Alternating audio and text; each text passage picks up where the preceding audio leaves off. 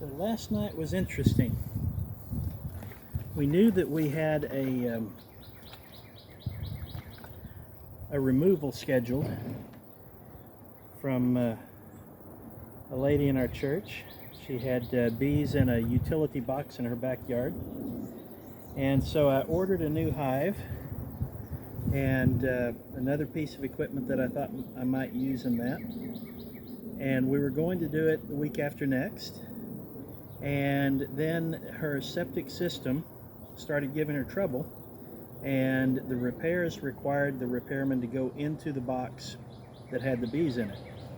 And so she expressed to me the hope that we could get to it sooner than initially planned. And so I went out, and I had already done a little bit of work on this, and then I decided to buy the equipment I needed instead of making it. So I had a start on it, but I went out and in about a couple of hours created this, what we call a nucleus hive. Oh, and I'm going to need, maybe I can get by without it. I don't have my hive tool out here, but I'll see what I can do. So first I'm going to remove the feeder. At any rate, we captured this swarm last night after dark. This will be my first chance to see what we got. And what I need to do is to try to look and see if we've got the queen, because some of the bees may still be back in the in that box. But I think I got most of them. So unfortunately, my hive design left a little to be desired, and every time I replace the lid, if the bees are up on it, then I end up losing a few of them. So what I gave them this piece of foundation, and they started building it out. Alright, so now I get to see whether my work last night, so it wasn't optimal. These frames are really deep, and so the problem is that when I mount comb rather in my frames, the comb wants to fall down instead of being suspended at the top. And so that's what we see here. But I'm hoping that over time the bees will either extend this comb to the walls, or migrate to the foundation piece that I gave them there. Okay, this one I technically did not need to move because it's only pollen and maybe a little nectar. The other two frames did have some brood. Okay. All right, now this one, it looks like it has slipped out a bit, so a piece of it still collapsed. All right, so what I need to do, I'm trying my best not to disrupt these too very much.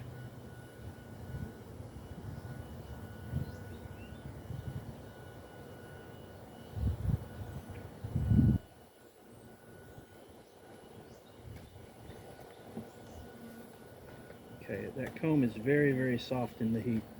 So I'm not going to mess with it. I'm observing what we have. They have brood that seems to be intact. They don't like me being here. I'm looking for a queen. Oh, and I think, oh,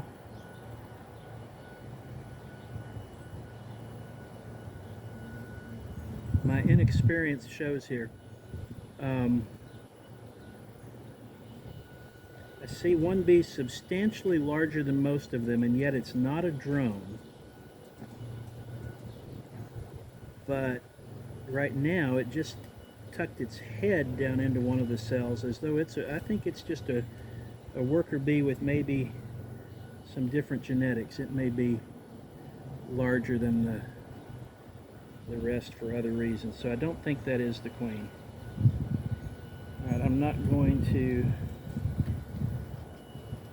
dislodge this except just to, let's just take it back down.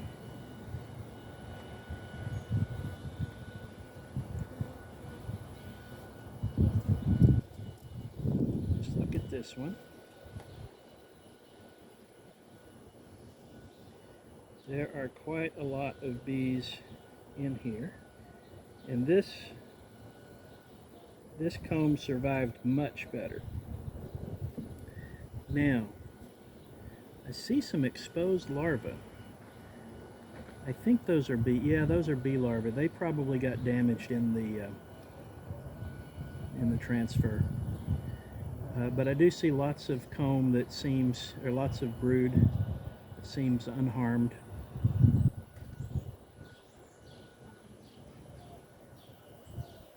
This doesn't tell me that I captured the queen. It tells me that they had a good queen.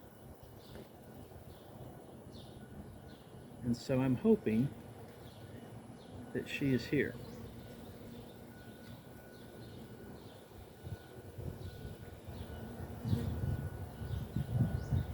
I don't want to tilt it that way.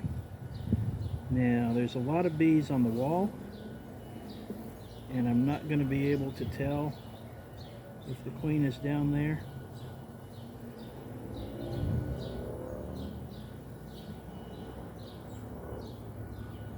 Okay.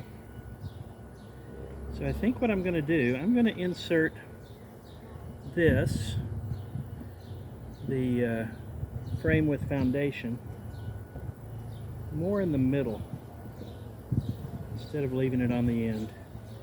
I want to encourage them to build that out, give the queen a good place to lay some eggs, and that will give me the ability to recognize if we actually have the queen, if I start seeing eggs on that foundation sheet. So after this, I am going to feed them, but largely leave them alone otherwise.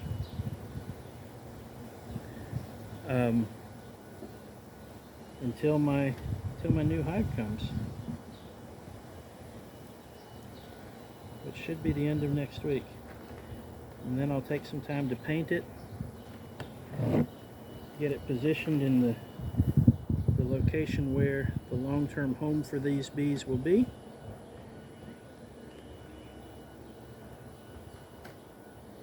And hopefully by that time I'll know for sure that I do have a queen.